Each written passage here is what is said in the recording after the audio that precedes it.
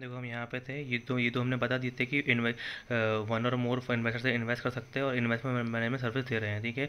And जो invest fund कर रहे हैं वो solely for the purpose of capital appreciation and investment income, और जो मेजर करते हैं अपने इन्वेस्टमेंट को फेयर वैल्यू मेजर करते हैं, ठीक है।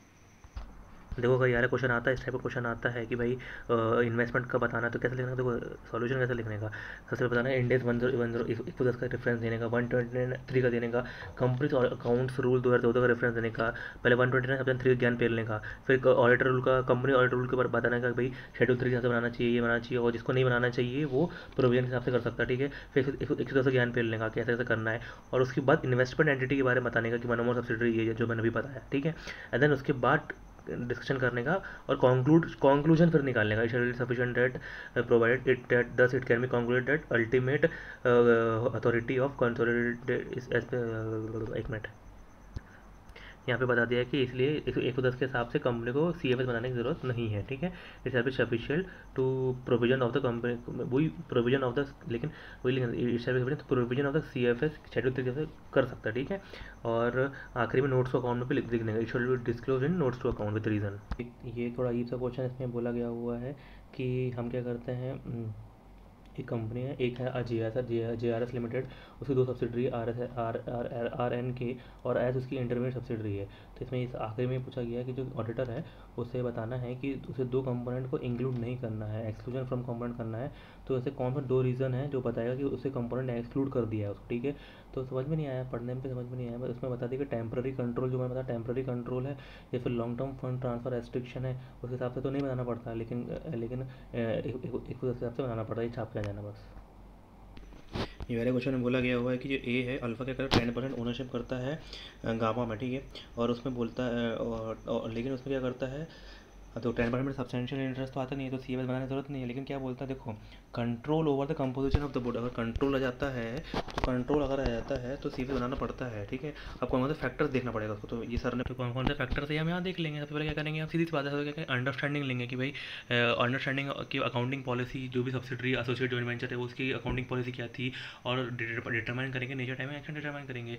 उसको क्या करेंगे, उसको देखेंगे जो कंट्रोल ओवर बोर्ड है वो कैसे आया है, बहुत सारे बोर्ड मीटिंग देखेंगे, शेयर होल्डर्स की वो देखेंगे, एग्रीमेंट देखेंगे, बहुत सारी चीज़ देखेंगे। उसको देखेंगे एडजस्टमेंट देखेंगे, तो हमारा तकिया का नाम है। एडजस्टमेंट देखेंगे कि परमानेंट कंसोलिडेशन एडजस्टमेंट है, करंट पीरियड कंसोलिडेशन एडजस्टमेंट, ठीक है।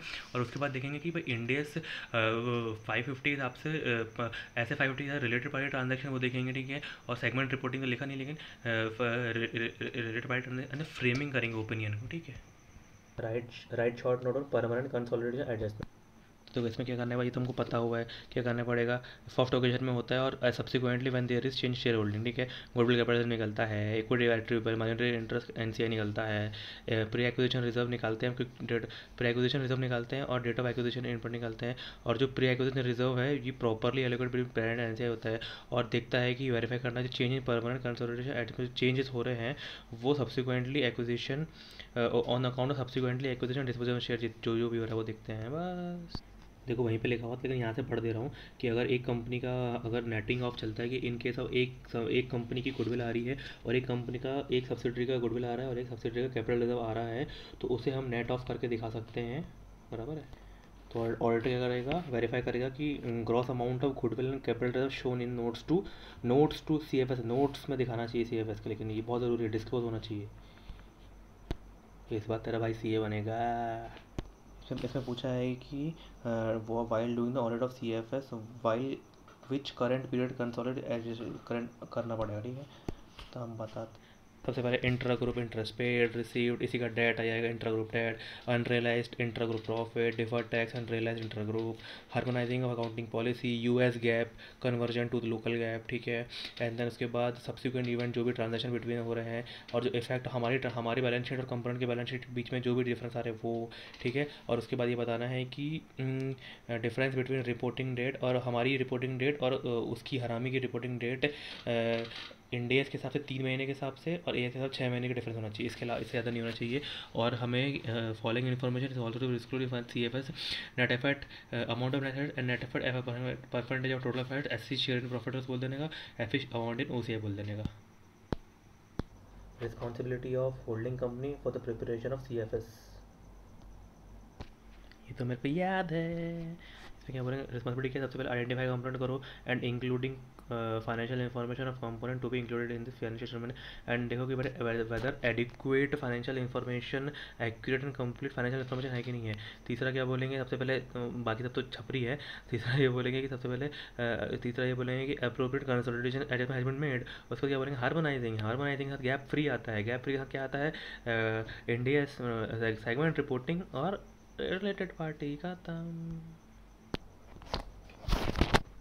इसमें बोला गया है, बहुत ही इंपॉर्टेंट क्वेश्चन में बोला गया है कि जो टी है वो बी में 68% करता है और सी में 51% वोट करता है, ठीक है। और जो कंपोनेंट का ऑडिटर है उसने क्वालिफाइड ओपिनियन दे दिया है, मगर जो होल्डिंग का ऑडिटर है वो उसने इग्नोर कर दिया है। और क्यों, क्योंकि उसे लगता है मटेरियल नहीं है। तो यहाँ पर साला ग्रुप मटेरियलिटी का कंसेप्ट आ जाएगा, ग्रुप मटेरियलिटी का कंसेप्ट आ जाएगा।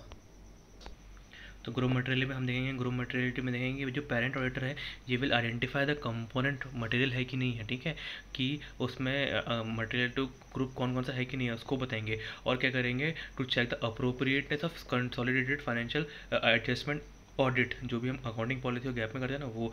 और करना पड़े जो ग्रुप मटेरियलिटी है वो कंपोनेंट के लिए तो कोई काम की नहीं है, तो इसे इंडिविजुअल